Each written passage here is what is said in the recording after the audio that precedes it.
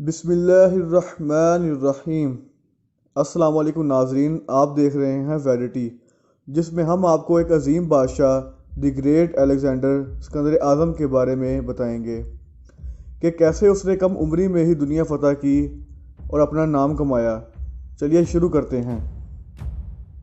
سکندر اعظم یونان کے ایک مشہور بادشاہ فلپ ثانی کا بیٹا تھا، جو کہ ریاست مقدونیہ کا بادشاہ تھا۔ سکندر اعظم 356 قبل مسیح میں پیدا ہوا اور اس کے بعد فلپ ثانی کی وفات کے بعد اس کو بادشاہیت وسیعت میں ملی۔ سکندر اعظم کا استاد ارسطو تھا، جس نے اس 16 سال کے بچے کو ایک ہیرے کی طرح تراش دیا تھا۔ سکندر اعظم کا استاد چونکہ ارسطو تھا اور ان کو دینی تعلیم کے ساتھ ساتھ فلسفہ وغیرہ بھی سکھایا گیا۔ جو سلطنت سکندر اعظم کو وراثت میں ملی وہ نہایت چھوٹی سلطنت تھی، جس کو سکندر اعظم نے نہایت مختصر وقت میں اتنا وسیع کر دیا تھا کہ اس کی سرحدیں شمال مشرقی افریقہ اور جنوب میں شمال مغربی ہندوستان تک پھیل چکی تھیں، جبکہ مغرب بھی اس کی طاقتور فوج کے سامنے نہ ٹھہر سکا۔ سکندر اعظم نے جب تخت پر قدم رکھا تو اس کی عمر 20 سال تھی، جو کہ میدان جنگ میں ایک بچہ ہی تھا، اور تاج شاہی پر قدم رکھنے کے بعد اس نے ملک فارس کو حاصل کرنے کا فیصلہ کر لیا۔ تاریخ بیان کرتی ہے کہ یہ جنگ کئی سال تک رہی، جس کے بعد سکندر اعظم نے اس میں کامیابی حاصل کر لی۔ یہ اس کی پہلی جنگ نہیں تھی، اس سے پہلے اس نے اپنی ریاست میں اٹھی ہوئی بغاوت کو بھی بہت اچھی طرح کچلا تھا۔ اس کے بعد اس نے ایشیا کا رخ کر لیا۔ تاریخ اس بات کی گواہ ہے کہ جب اس نے اپنے والد کی وراثت سنبھالی تو اس کو ایک تجربہ کار اور ایک مضبوط فوج وراثت میں ملی۔ اس کی شدید چاہ تھی کہ وہ اپنی فتوحات کے سلسلے کو دنیا کے دوسرے کونے تک پہنچا سکے، لیکن ایشیا میں چند سلطنتیں ایسی تھیں جو اس کے خواب کو پورا کرنے میں ایک رکاوٹ تھیں، جس میں اول نمبر پر شاہ ایران کی سلطنت تھی۔ ایران کی یہ سلطنت اس وقت کافی وسیع تھی، جس کا رقبہ لاکھوں میل تھا۔ یہ سلطنت بحیرہ روم سے لے کر ہندوستان تک پھیلی ہوئی تھی، جس میں دریا، پہاڑ، صحرا اور جھیلیں بھی موجود تھے۔ غرض یہاں وہ سب کچھ موجود تھا جو کسی بھی علاقے کو خوشحال بنانے کے لیے ضروری ہونا چاہیے۔ یہی وجہ ہے کہ ایرانی سلطنت پوری نہیں تو آدھی دنیا کی حیثیت تو رکھتی تھی، جہاں تقریباً ہر رنگ، ہر نسل کے لوگ آباد تھے۔ 334 قبل مسیح میں سکندر اعظم 35,000 فوج کے ساتھ مقتولیہ سے نکلا۔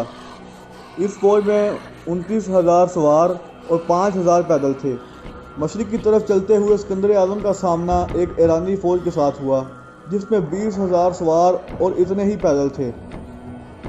پیادوں میں زیادہ تر یونانی نسل کے لوگ تھے۔ لشکر کی کمان بھی یہی لوگ کر رہے تھے، ان میں درا کا دماد بھی شامل تھا۔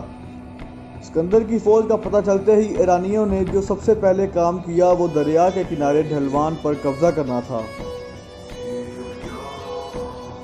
تاکہ دشمن کی پیش قدمی کو بھرپور طریقے سے روکا جا سکے۔ لیکن دوسری طرف ان کا سامنا سکندر اعظم سے ہی تھا۔ لیکن سکندر اعظم ایک سمجھدار بادشاہ تھا، وہ اس بات پر ذرا نہ گھبرایا۔ اس کی سمجھداری کی اصل وجہ یہ بھی تھی کہ اس کے فوج کا اتحاد اور اعتماد اس کے ساتھ تھا۔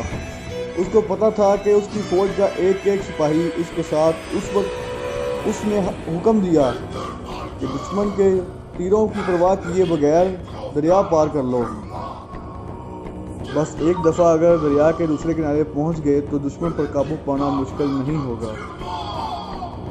سکندر اعظم کو یہ اچھی طرح سے معلوم تھا کہ جہاں ایشیا کے لوگ گھڑ سواری میں ماہر ہیں، وہاں پیدل لڑائی میں خاصے کمزور ہیں۔ اس کو پتہ تھا کہ اس کے پاس ایرانیوں کے مقابلے میں بہتر اسلحہ ہے۔ اس کے سپاہی سر سے لے کر پاؤں تک فولادی لباس میں ڈھکے ہوئے تھے اور ان کے نیزے ہلکے اور لمبے تھے۔